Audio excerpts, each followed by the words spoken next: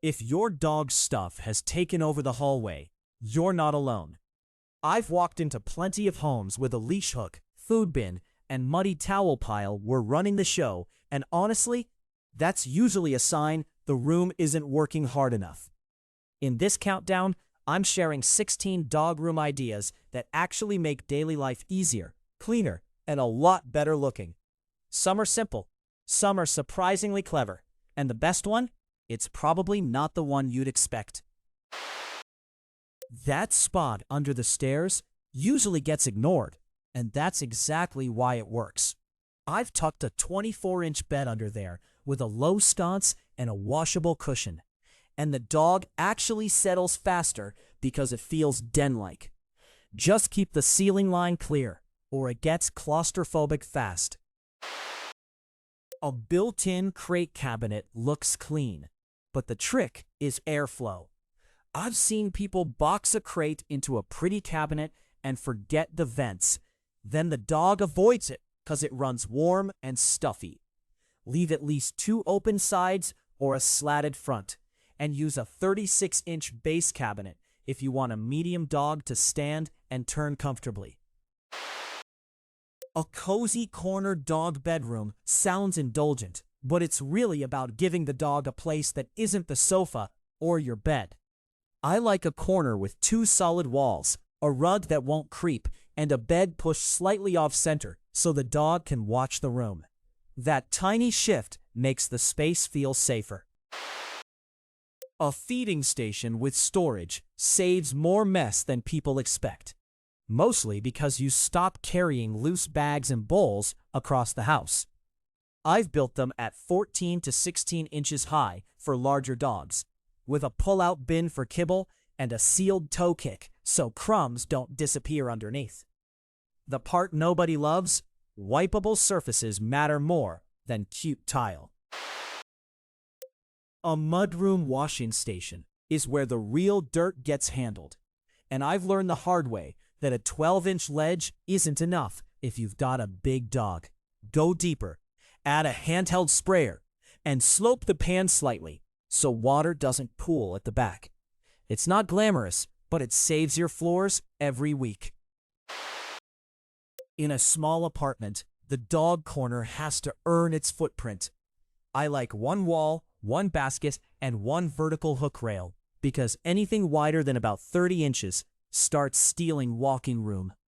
Honestly, the biggest win is a bed that slides under a console table, so the dog gets a zone without making the apartment feel crowded.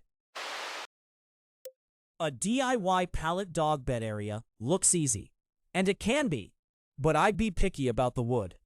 I've pulled apart pallets that were rough, stained, or splintery, so sand everything and seal it with a low VOC finish before the dog ever touches it. Add casters or feet, and it lasts longer than most cheap store beds.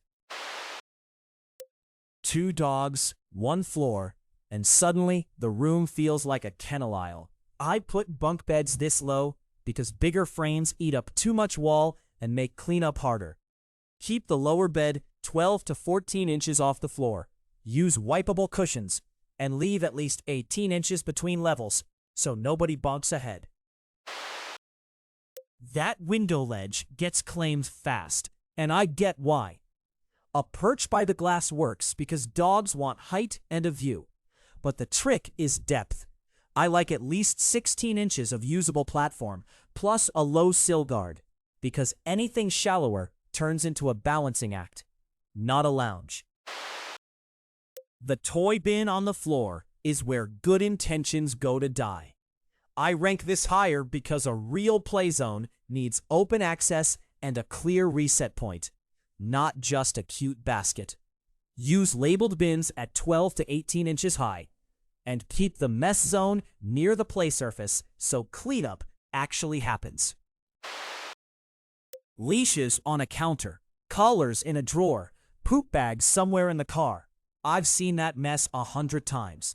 A wall station works because it puts the grab-and-go stuff at chest height, around 54 to 60 inches, and keeps wet nylon from soaking into your cabinets. Add a small tray for keys, and you'll actually use it.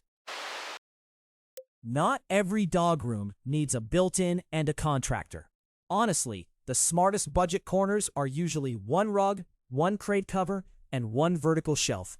I like this rank because you can pull it together for under $300, and if the dog outgrows it, you haven't sunk the whole room into one idea.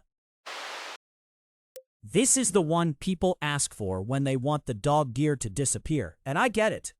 Minimalist works when every item earns its spot, which usually means hidden storage, one finish, and no shiny hardware that catches every hair. I've seen too much white though, and it shows muddy paw marks fast. The farmhouse look can get muddy fast if you pile on too many signs and distressed finishes. I rank it here because the best versions use honest materials, like painted beadboard, black hooks, and a washable jute look rug. That mix hides fur better than glossy surfaces, and it feels lived in without looking sloppy. I put laundry room dog spaces at number 2 because they work hard, but only if you respect the traffic pattern. I've seen people tuck a bed right in front of the washer, and then every load means moving the dog stuff. Better move is a 24-inch base cabinet for bins, a pull-out food drawer, and washable tile underfoot. The outdoor access dog room takes the top spot because it cuts the mud problem off at the source. I've built versions with a hose bib just outside the door, a 36-inch bench for paw wipes, and a floor drain if the budget allows. That little buffer zone saves your main floors, and honestly, that's the whole game. A great dog room doesn't need to be huge. It just needs to be smart about storage, cleanup, and comfort for both of you. If a few of these ideas sparked something, hit like, subscribe, and keep coming back to Omni Home Ideas. And if you want more room-by-room inspiration, design tips, and practical layouts, visit omnihomeideas.com. Brad and the team are always sharing ideas that make real homes work better, without the fluff.